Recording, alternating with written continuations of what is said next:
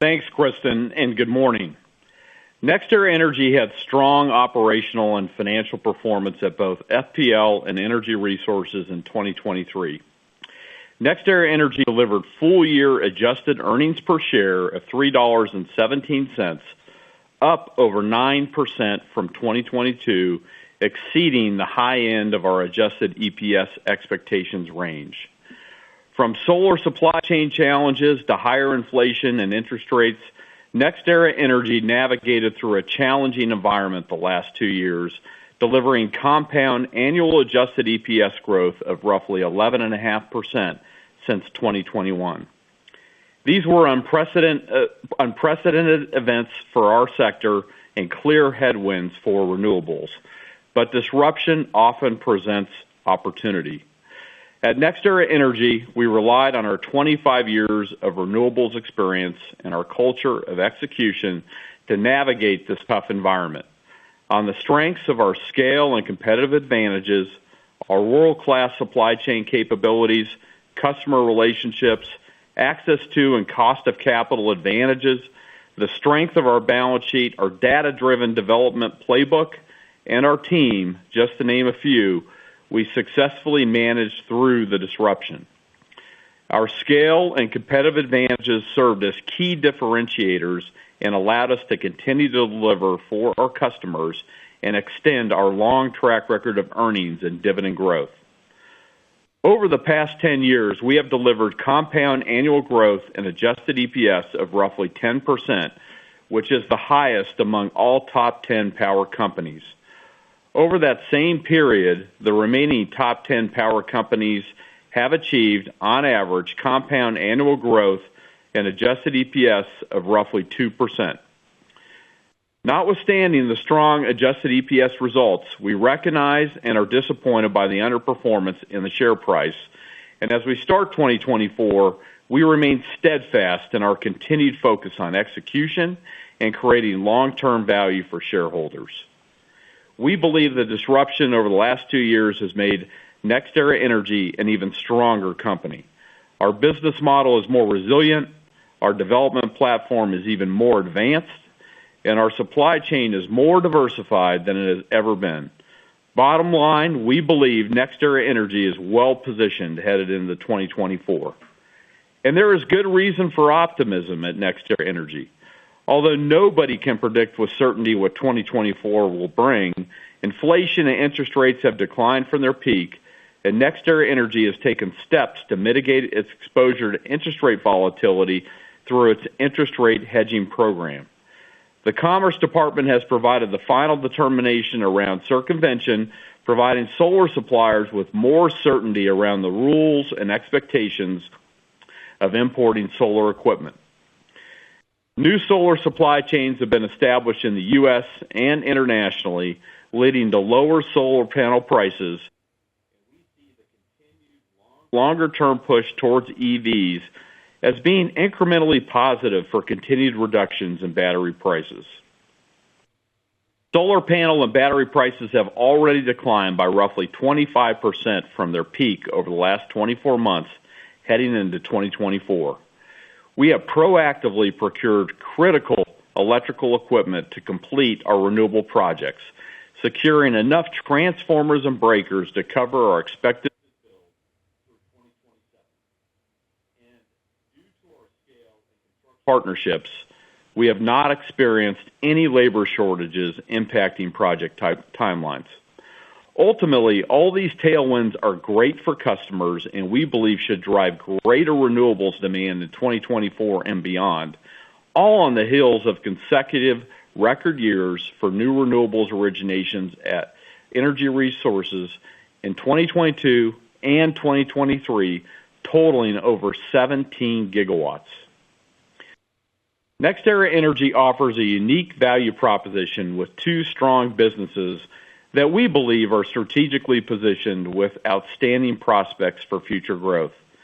FPL, which represents more than two-thirds of our company, is the nation's largest electric utility and continues to deliver what we believe is the best customer value proposition in one of the fastest-growing states in the U.S. Energy Resources, the world's renewables leader, has differentiated itself in an industry in which scale, experience, and being well capitalized matters. At NextEra Energy, the plan is simple. Our two businesses are deploying capital in renewables and transmission for the benefit of customers, providing visible growth opportunities for shareholders. At FPL, we identify investment opportunities that drive value for customers and support Florida's growing economy while keeping bills approximately 30% lower than the national average. We focus on running the business efficiently and continue to lead the industry with the lowest non-fuel O&M per megawatt hour of any large utility in the nation. Our emphasis on modernizing FPL's generation fleet to improve efficiency and reduce fuel costs has saved customers over $15 billion since 2001. We continue this trend in 2023 by placing into service approximately 1,200 megawatts of cost-effective solar and expect to add roughly 4,800 megawatts over the current rate agreement. And by 2032, we expect to increase FPL solar from 5% of our total generation today to roughly 35% by adding over 15,000 incremental megawatts. We are also continuing to invest in FPL's grid to make it stronger and more resilient for our customers. Almost all of FPL's transmission system has been hardened with concrete or steel towers or poles, and we continue to invest in undergrounding our distribution system to further enhance reliability and resiliency for customers. The capital plan of the current rate agreement of $32 to $34 billion extends our customer value proposition and provides clear visibility for growth through 2025. Beyond 2025, we continue to believe FPL is strategically well-positioned as Florida remains one of the fastest-growing states in the U.S. with a population growth that is expected to roughly double the national average through 2030. Florida's economy is also growing and is now the 14th largest in the world if Florida were a country.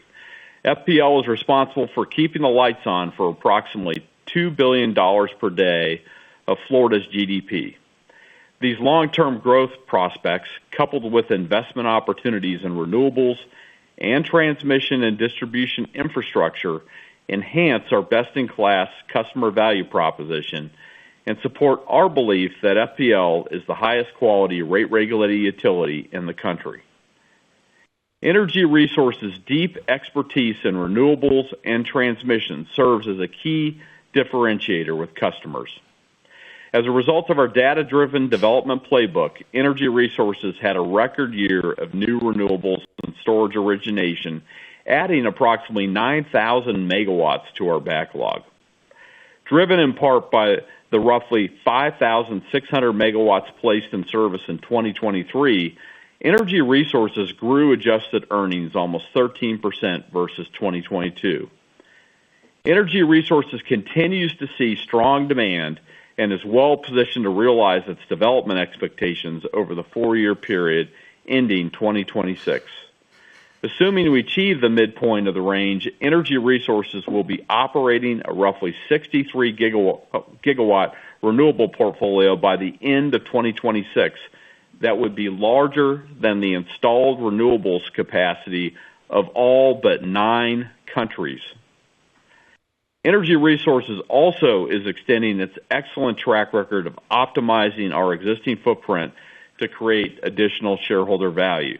To date, we have repowered 6 gigawatts of our existing 24-gigawatt wind operating fleet, investing roughly 50 to 80% of the cost of a new build and starting a new 10 years of production tax credits, resulting in attractive returns for shareholders. By 2026, Energy Resources' wind footprint could be roughly 32 gigawatts, and with over a decade to potentially qualify for repowering, it represents a great opportunity set. We believe there are multiple opportunities to drive value from the existing footprint, multiple wind repowers, adding solar underneath existing wind, and co-locating battery storage with existing wind and solar. and we have dedicated teams leveraging our development playbook to optimize our existing and future fleet. We can maximize existing land, permits, interconnection capacity, and operations to provide enhanced value to customers and shareholders. By 2026, Energy Resources could operate up to 53 gigawatts of generation with the potential to co-locate battery storage, which represents a great long-term opportunity, especially considering the likely future capacity needs of customers. Throughout 2023, Energy Resources also continued to build what we believe is the nation's leading competitive transmission business. As growth in renewables occurs throughout the U.S., there is a growing imperative to build additional or upgrade existing transmission. 2023 was a record year for our competitive transmission business. NextEra Energy Transmission was awarded projects to construct transmission in PJM, CAISO, and SPP that would roughly double the investments made in the existing business.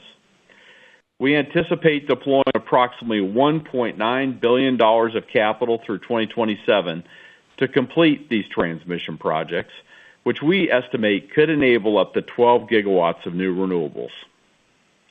Beyond 2026, Energy Resources is strategically positioned to benefit significantly from the irreversible shift towards electrification. With renewables only comprising roughly 16% of the U.S. generating mix, Energy Resources is just getting started. Renewable penetration is expected to double to over 30% by 2030, and Energy Resources is ready. We have a substantial development pipeline, including roughly 150 gigawatts of interconnection queue positions for new renewables and storage projects. We believe Energy Resources has the most comprehensive renewable energy business in the world and is better positioned than ever to capitalize on long-term growth prospects. FPL and Energy Resources individually have executed well, delivering value for our customers. Both businesses complement each other, push one another to be better, and together create scale and foster innovation. We have one of the sector's strongest balance sheets and constructed and placed into service roughly 6,800 megawatts of new renewables and storage projects in 2023. To put that into context, 6,800 megawatts of installed U.S. renewable generating capacity is enough on its own to rank as the fourth largest U.S. renewable energy company and the 14th largest utility. Turning to NextEra Energy Partners, we continue to focus on executing against the partnership's transition plans and delivering an LP distribution growth target of 6% through at least 2026. Last September, we made the tough decision to reduce the target distribution growth rate to 6% when NextEra Energy Partners no longer benefited from a competitive cost of capital. With a growth rate now comparable to its peers, we are focused on the partnership's cost of capital improving, which is critical for its future success. Towards that end, we are evaluating alternatives to address the remaining convertible equity portfolio financings with equity buyout obligations in 2027 and beyond. We are executing against the transition plans, and with the closing of the Texas pipeline portfolio sale, the partnership has addressed 2 of the 3 near-term convertible equity portfolio financings. The STX midstream convertible equity portfolio financing has been extinguished, and we have sufficient proceeds available to complete the NEP Renewables 2 buyouts that are due in June 2024 and 2025. The third convertible equity portfolio financing associated with the Meade natural gas pipeline assets is expected to be addressed in 2025. Looking ahead to 2024 and beyond, NextEra Energy Partners does not expect to need an acquisition in 2024 to meet the 6% growth in LP distributions per unit target, and the partnership does not expect to require growth equity until 2027. We are executing against the growth plans and have identified approximately 985 megawatts of wind repower through 2026, making progress against our expectations. As we turn the page on 2023 and head into 2024, we are optimistic about the renewable sector, about our opportunity set, about customer demand, and about NextEra Energy's future. Demand for renewables has never been stronger, and yet the challenges have never been more complex, making the stakes even higher for customers. Our scale and competitive advantages are enabling us to be the partner of choice with both power and commercial and industrial customers. On March 14th, we will discuss energy resources development process in greater detail at our development investor event in Juno Beach and illustrate how our proprietary tools differentiate energy resources with customers. And then on June 11th, we will hold our NextEra Energy Investor Day in New York to discuss our long-term plans for both energy resources and FPL. Our optimism for NextEra Energy's future flows from the strength of our two world-class businesses, FPL and Energy Resources, that leverage our scale and competitive advantages to differentiate themselves as leaders. Our optimism is driven from our proven playbooks of deploying capital in renewables and transmission to create value for customers.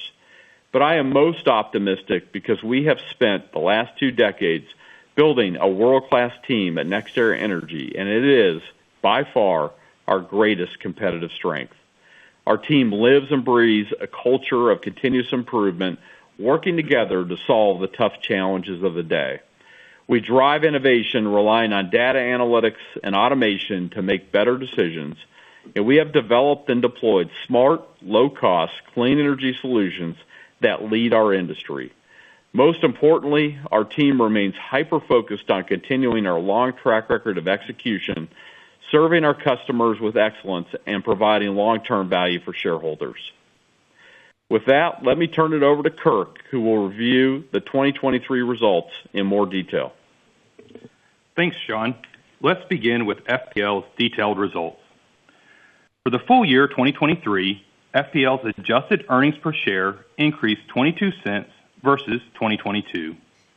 FPL's adjusted earnings results exclude the approximately $300 million after-tax gain on the sale of Florida City Gas, which closed on November 30th, 2023. The principal driver of the 2023 full-year performance was FPL's regulatory capital employed growth of approximately 12.5%. We continue to expect FPL's average annual growth in regulatory capital employed to be roughly 9% over the 4-year term of our current rate agreement, which runs through 2025. For the full year 2023, FPL's reported ROE for regulatory purposes will be approximately 11.8%. During the full year 2023, we used approximately $227 million of reserve amortization, leaving FPL with a year-end 2023 balance of roughly $1.2 billion. FPL's capital expenditures were approximately $2 billion in the fourth quarter, bringing its full-year capital investments to a total of roughly $9.4 billion. These capital investments supported the successful commissioning of roughly 1,200 megawatts of solar in 2023, continued hardening of the grid, and our efforts to underground our distribution system. During the fourth quarter of 2023, our 25-megawatt hydrogen pilot at the Okeechobee Clean Energy Center successfully achieved commercial operations. As a reminder, we plan to utilize this facility together with adjacent solar projects to create green hydrogen and blend it with natural gas at our Okeechobee plant. Key indicators show that the Florida economy remains strong and Florida's population continues to be one of the fastest growing in the country. Florida's economy continues to trend upward, and its GDP is now roughly $1.6 trillion, an increase of 9.3% over last year. For the fourth quarter of 2023, FPL's retail sales increased 1.6% from the prior year on a weather-normalized basis, driven primarily by continued strong customer growth, which increased by nearly 81,000 from the prior year comparable quarter. For the full year 2023, FPL retail sales increased 0.6% from the prior year on a weather-normalized basis, also driven primarily by the strong customer growth in our service territory.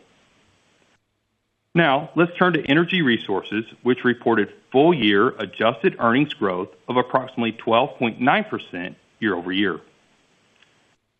Contributions from new investments increased by 35 cents per share due to strong growth in our renewables and storage portfolio. Contributions from our existing clean energy assets decreased results by 11 cents per share, driven primarily by the impact of weaker wind resource. 2023 was the lowest wind resource on record over the past 30 years. Our customer supply and trading business increased results by 16 cents per share, primarily due to higher margins in our customer-facing businesses. Other decreased results by 26 cents per share year-over-year. This decline reflects higher interest costs of 22 cents per share, of which 10 cents was driven by new borrowing costs to support new investments.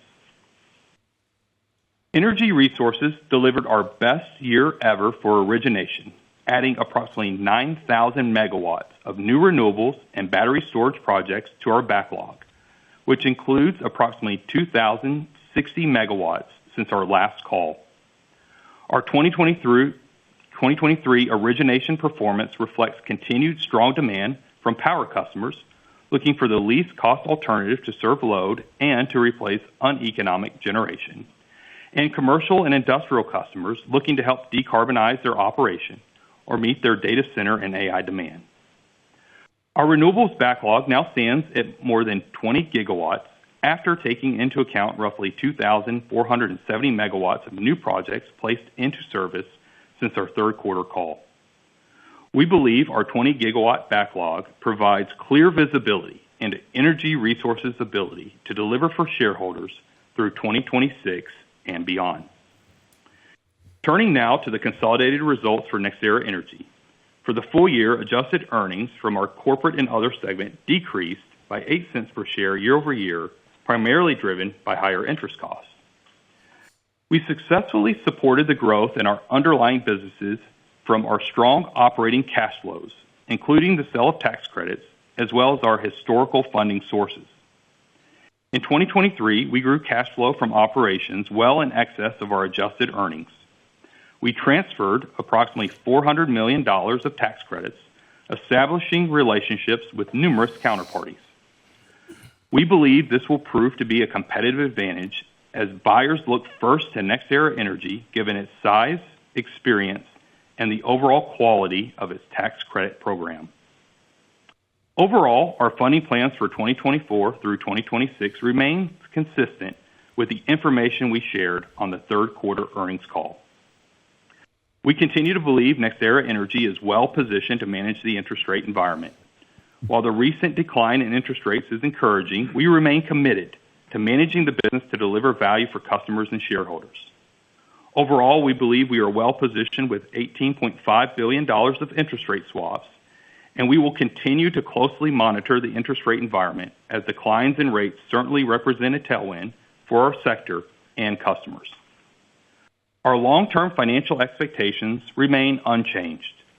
We will be disappointed if we are not able to deliver financial results at or near the top end of our adjusted EPS expectation ranges in 2024, 2025, and 2026. For the last 14 consecutive years, NextEra Energy has met or exceeded its financial expectation, which is a record we are proud of. From 2021 to 2026, we continue to expect that our average annual growth in operating cash flow will be at or above our adjusted EPS compound annual growth rate range. And we also continue to expect to grow our dividends per share at roughly 10% per year through at least 2024 off a 2022 base. As always, our expectations assume our caveats. Now let's turn to NextEra Energy Partners. In terms of the transition plans, NextEra Energy Partners closed the sale of the Texas pipeline portfolio in late December, providing net proceeds of approximately $1.4 billion. NextEra NextEra Energy Partners expects to complete the NEP Renewables II buyouts of roughly $190 million and $950 million on their stated minimum buyout dates of June 2024 and 2025, respectively, as the partnerships continue to benefit from the low cash coupon through 2025. In terms of NextEra Energy Partners' growth plan, as a reminder, it involves organic growth, specifically repowerings of approximately 1.3 gigawatts of wind projects through 2026, as well as acquiring assets at attractive yields.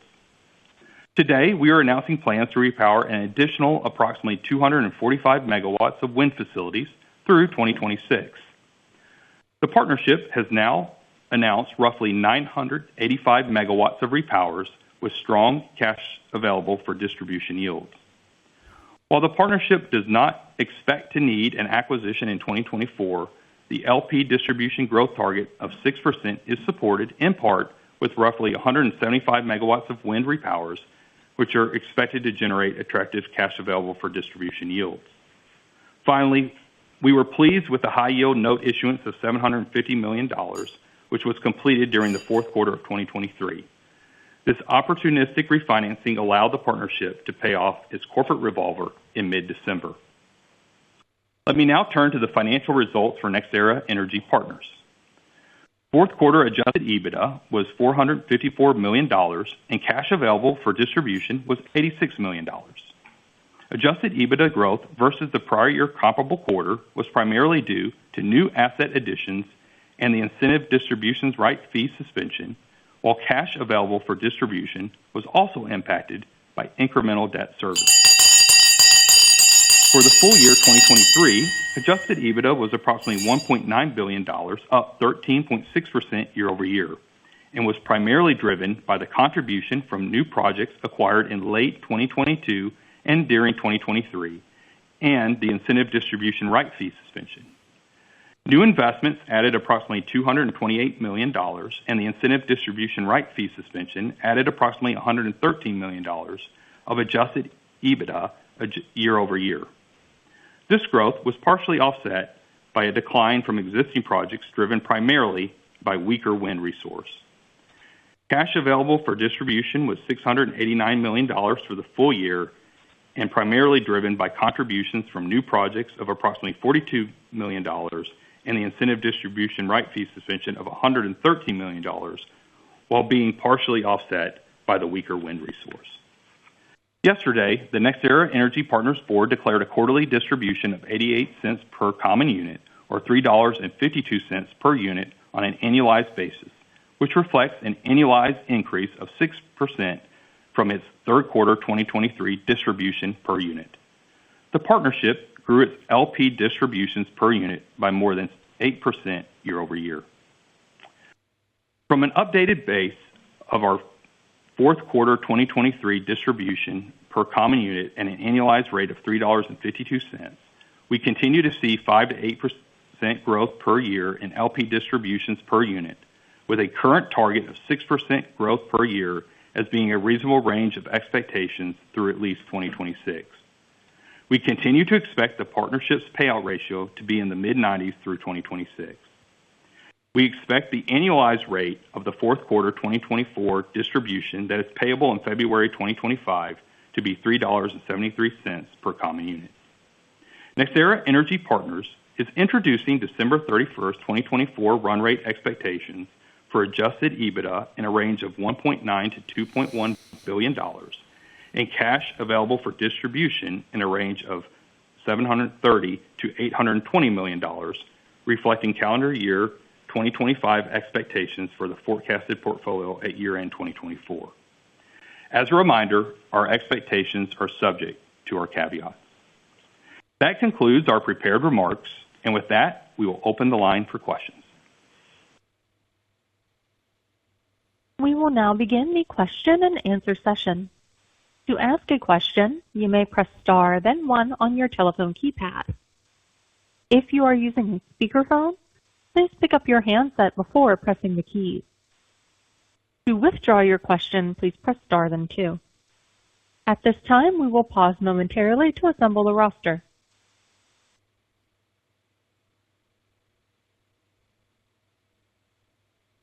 And our first question will come from Shar Pourreza of Guggenheim Partners. Please go ahead.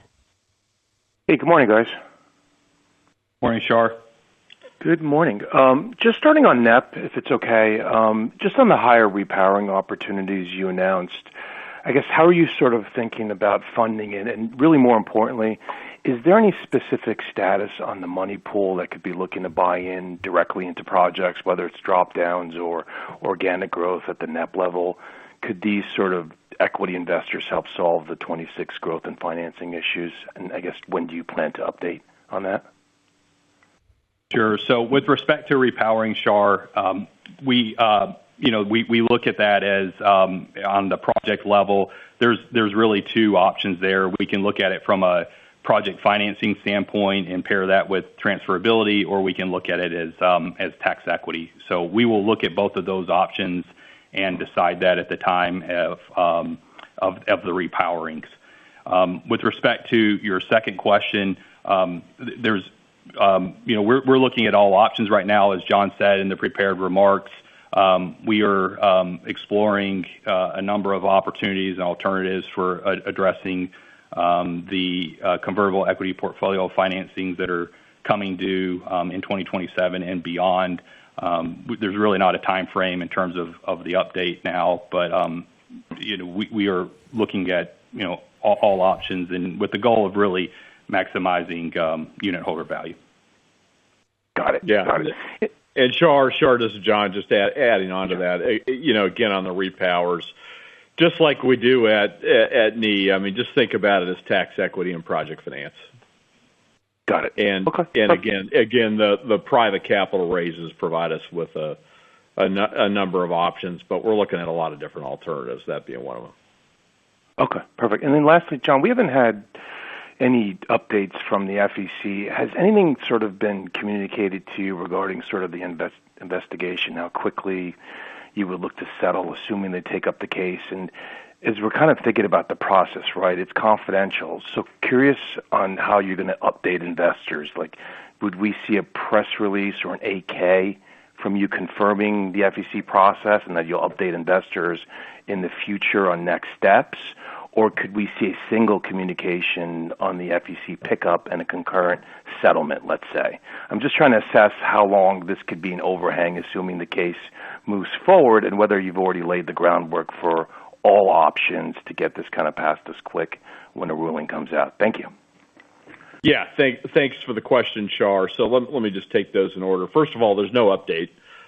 We have not been contacted by the FEC, and I think just to remind investors of the timing, first of all, these are just guidelines I'm going to give you. I mean, there is no prescribed timeline in terms of the FEC providing a response to us. But as you may recall, we originally received the FEC complaint, I guess is what you would call it, that had been filed by a group called CREW back in November of 2022. And if you follow the historical precedent of the FEC, it's usually 12 to 18 months after you first are notified of a complaint having been filed that you would learn whether or not the FEC decides to find that there's reason to believe that they ought to conduct an investigation. We have not heard anything, from the FEC in that regard. The second thing I would remind investors of is, this is not material. Again, these were 5 allegations, totaling political contributions of roughly 1.3 to $1.5 million. So we're talking about smaller dollar amounts, and how and when we would update investors would depend on what exactly we hear from the FEC. Perfect. Thank you very much. Appreciate it, guys. See you soon, and congrats on the results. Appreciate it. Thank you, Shar. Thanks, Shar. The next question comes from Steve Fleischman of Wolfe Research. Please go ahead. Yeah, hi, good morning, thanks. I guess a couple big picture questions. First, obviously a lot more focus in the elections now as we're in 24, and Curious your thoughts in the event of Republican trifecta, so to speak, just how you're thinking about the sustainability of IRA provisions. Sure, Steve. Let me go ahead and take that. This is John. First of all, in the 21 years I've been at the company, as we've changed administrations and we've seen changes in Congress, we've never seen a change or a repeal of tax credits, no matter what form they've taken. IRA is the form we're talking about here. So that's the first point I would make. Second, it's really hard to overturn existing law. I think Obamacare is a very good example of that. It's just very difficult no matter what the political winds are. The third point I would make is that the IRA benefits both sides of the aisle. It certainly is advantageous for obvious reasons for Democrats, but it also has a big benefit to Republicans, because if you think about where the investments are being made around IRA and where a lot of the benefit of IRA is flowing, it's flowing to Republican states, and it's flowing to parts of those states that are really difficult to stimulate economically. And we're talking about rural communities in these states. And so when we come in and we build a wind project, we build a solar project, we build a battery storage project, it's a complete turnaround for these communities. We're providing an economic base in the form of jobs. We're providing an economic base in the form of spending that occurs in that community. We're providing an economic base in the form of property taxes and sales tax revenues. These are 180s, for these rural communities and make a huge difference on their viability going forward. Just think about hospitals and staffing doctors at county hospitals or paying teacher salaries. I mean, the property tax revenues have significant benefits. And so for those reasons, we've always been able to work with both sides of the aisle. So see any repeal of IRA as being unlikely.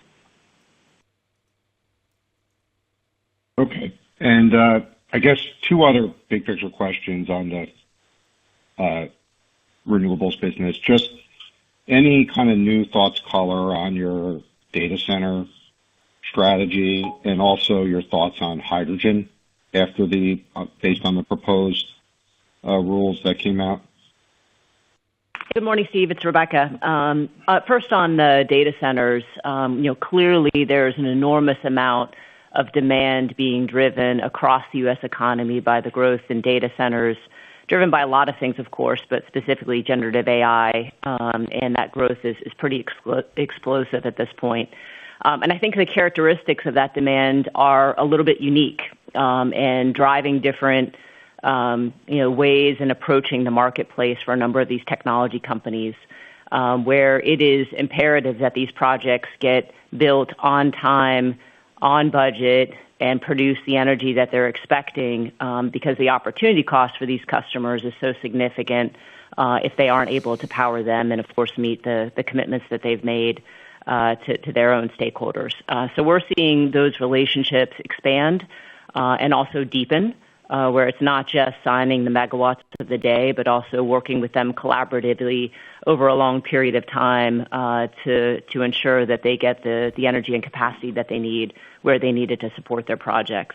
Just alone in our backlog, not even counting what we have installed, we have over 3 gigawatts of projects that we're building in the coming years for these customers. And I do believe that's the tip of the iceberg. And again, not even talking about what we already have installed. So it's pretty exciting, and our team is very ingrained in working with these customers, and we're really excited about the years ahead. And then turning to hydrogen, obviously the guidance that first came out, the draft guidance in December, is really steering towards hydrogen projects that will be essentially from day one needing to match on an hourly basis And that, of course, increases the ultimate cost of hydrogen. And unfortunately, I think if it stands as currently drafted, would limit to an extent how much will be built for the U.S. market. We're obviously advocating for more of a relaxed matching requirements, and more of an annual match for a period of time, and then transitioning to hourly over time, so that you can kickstart a hydrogen market. And hopefully the administration will hear that and know that having a kick-started hydrogen economy will certainly further their ambitious goals, which of course we are very excited about meeting to see the full decarbonization of the U.S. economy over time. So more work to be done, and we're excited to pursue the marketplace. Regardless, these are probably end of the decade type projects. So more of an investment in the near term for opportunities in the long term. Okay, great. Thank you very much. Thanks, Steve. The next question comes from David Arcaro of Morgan Stanley. Please go ahead. Hey, good morning. Thanks so much for taking my question. Morning, Dave. Maybe on the renewables demand side of things, could you give a little bit more detail on the origination trends that you're seeing? I guess it looked like solar and storage quite strong in the quarter, but then wind a little bit lower in terms of the new bookings added. Maybe what's your latest confidence in achieving those 25 and 26 targets, particularly on the wind side of the business? Hey, Dave, it's Rebecca. I'll take a first cut at that. We're obviously excited about the origination, as John and Kirk have highlighted, originating 17 gigawatts over the last 2 years, and in both years serving as a record. So this year topping last year's record is very exciting. We also, of course, see the mix being more focused towards solar and storage. And as I've commented in the past, I think some of this is an after effect of the strong demand that we saw going into 2020, when we and others thought that the production tax credit would ultimately phase down and then ultimately go to zero over a period of time. So there was a pull forward of demand. And then the second dynamic that I think has impacted the short term is that the solar production tax credit clearly stimulated near-term demand and deployments for our customers, and obviously we're very excited about that. Storage is growing at least as well as we thought, perhaps exceeding even our expectations in terms of adoption, not just in the Western markets, but now really spreading in a very constructive way through the Midwest. And we've got, as John highlighted in the prepared remarks, a really advantaged position to be able to respond quickly to the demand characteristics that we're seeing, where our customers need capacity quickly, where they hadn't anticipated the demand that they would see in their underlying business. And so getting to market quickly is very much a premium and a priority, and we're there to serve them well. And that storage market, as we've talked about from a returns characteristic standpoint, is an awful lot like wind. And is certainly complex to deliver the value that our customers are looking for in the various streams. I'd say the other part that is at least as strong as we anticipated when we laid out the expectations is repowering. And we're excited about the economics of that, and economics specifically in context to the value that it brings to our customers, bringing some incremental generation and extending the life of these projects, often extending the contracts with our customers at the same times that we do repowering. So overall, with all those comments in context, I feel really good about meeting our development expectations in aggregate. We'll continue to look at the mix in the individual technologies over time. But at this point, we're obviously leaving the ranges as we've had them now for a couple of years, in part to reflect what I'm sure you recall, wind is a very short development cycle. Maybe not the actual laying the groundwork to be able to build a project, but when we enter into a contract and acquire the turbines and put it into service can be as short as 9 months. So there's still a lot of time left between now and the end of 26 to add more wind to not only the backlog, but ultimately commission. And when I look at the forward couple of quarters, there are a couple of chunky opportunities that our teams are working on, and I feel good about bringing them some of those to fruition. Excellent. Thanks for that. Very helpful.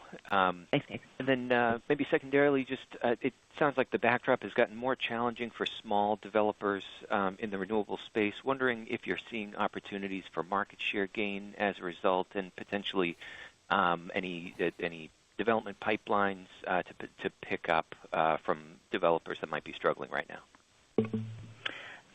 Sure. We always are out in the development rights acquisition market.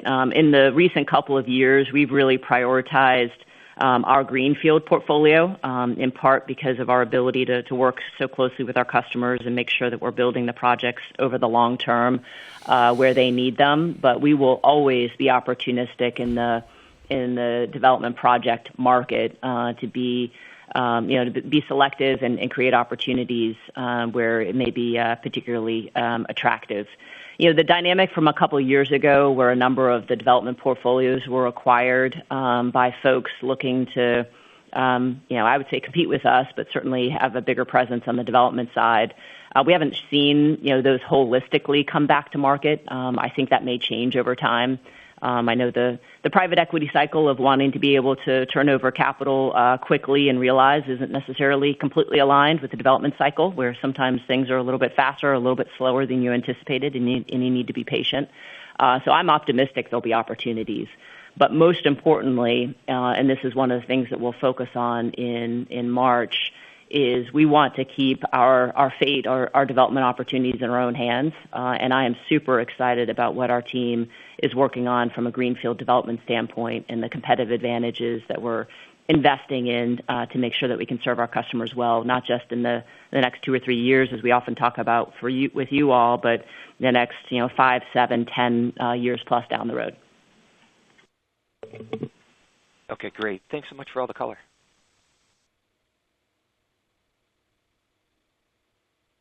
The next question comes from Carly Davenport of Goldman Sachs. Please go ahead. Hey, good morning. Thanks so much for taking the questions.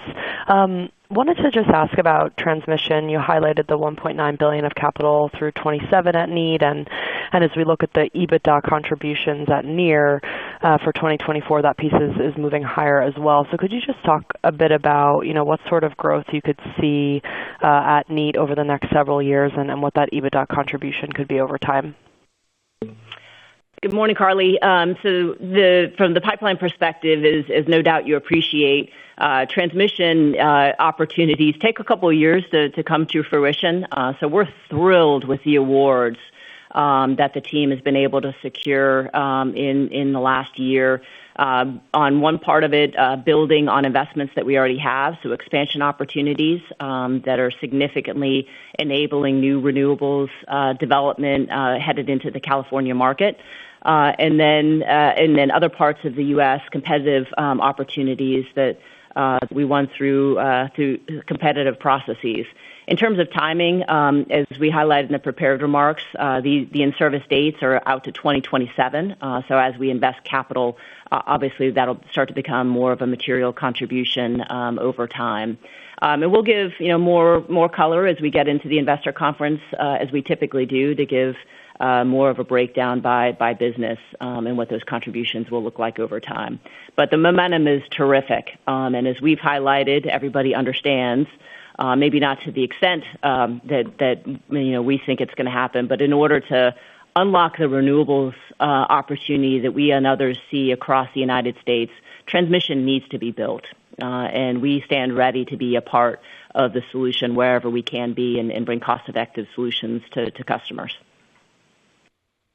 Great. Thank you for that. And then maybe just one more on the financing side for this year, just based on what you've seen so far in the markets. How are you thinking about the mix of the different avenues that you can use to monetize tax credits, whether through tax equity or transferability? How do we think about the sort of magnitude of each of those in your financing plans for 24?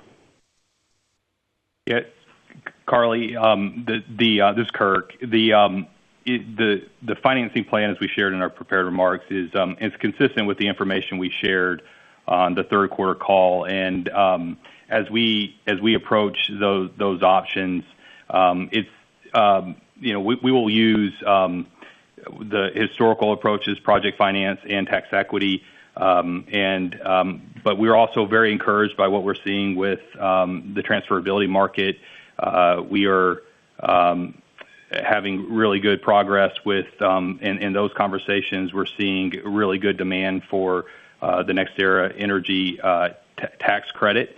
And ultimately, we look at all those as options, and we'll optimize between project finance and transferability and tax equity. And we'll use those within the ranges that we shared and the 24 to 26 funding plan that we provided between those between the disclosure that we provided. But we are seeing really good demand for the credits and expect to continue to utilize transferability as an option going forward. Great. Appreciate that color.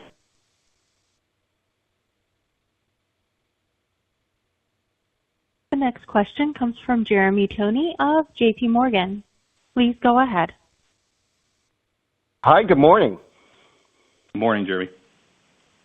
Just wanted to build off that a little bit as what you were talking about before. How do you balance, I guess, looking forward, the wealth of growth opportunities and associated funding needs relative to dividend growth? Do you look at industry trends for dividend growth at all and how that might change as utility CapEx increases? And just a final point there, just wondering how the E&P business competes for capital against everything else that you have in a lower gas price environment. Sure. So, when we look at, capital allocation and you look at, we shared on the third quarter call the returns that we see within the renewable business. And as we shared then at Energy Resources within, for wind, we see returns in the low 20s on a levered ROE basis. In solar, we see returns in the mid-teens, and then storage is also in the low 20s. And so it's great returns, and we look to get capital allocated to the renewable business. And that, as John discussed in the prepared remarks, we are allocating capital across both businesses and renewables and transmission. And so that is the priority with the way that we allocate capital. And then in terms of the funding of that, it's the way that we've traditionally funded the business. It's tax equity, it's project finance, and then we also use the transferability provisions. Got it. Thank you for that. And then maybe just pivoting a little bit towards the backlog. A lot of additions in the quarter, but there was a little bit that fell out, I think 350, and there was a little bit more in the post-2026 timeframe that's in the backlog. So just wondering if you could talk a bit more on kind of some of the drivers, the puts and takes within the portfolio addition composition over time. Sure. I'll take that. In terms of the, obviously the backlog additions are quite strong, and we're thrilled about that. And for this quarter, in terms of the removal that we had, it's really project-specific items. In one part is really related to higher interconnection costs for a particular project where we need to go back and do a little bit more work. Very likely these project megawatts will come back into the backlog. They're good projects, but in the near term, we're removing them while we work through the issues. I think it's important to keep in mind that as we add something to the backlog, it's tremendous visibility, and we're really excited about moving forward with the projects based on what we know at the time. But this is still a development business, and there are things that you have to work through before you commit significant capital to a project, and occasionally some of those things that we work through are better. Sometimes they're a little bit worse, and we need to make the decisions that are ultimately right for our shareholders at the time that we need to make them. So in context of a 20-plus gigawatt portfolio, I think it's de minimis for what is kind of the normal run rate for development type issues. And fortunately, we've worked through the issues that we had talked about over the last 2 years around anti-dumping, countervailing duties, and the significant changes in the marketplace related to the inflationary pressures and changes in the interest rates. So at this point, I think we're in kind of like normal development. Every once in a while, there's something that changes our view on a specific project, and we're going to do the right thing from a shareholder perspective and only commit capital where it makes sense. Got it. That's helpful. Thank you for that. Thank you.